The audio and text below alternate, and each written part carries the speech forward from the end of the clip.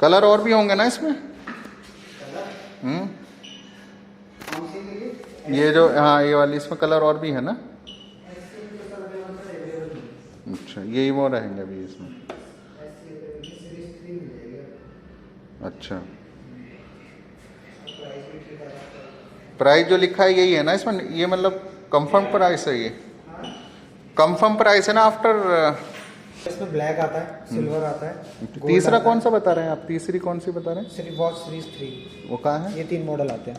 अच्छा, ये तीनों मॉडल जो हैं इसके। EMI इस पे जो है ये लिखा है क्या? ये वाली, ये जो EMI का ऑप्शन है ये वाला, वो EMI की जो ऑप्शन EMI इतने की हो जाएगी है? इसमें कलर यही वाला है।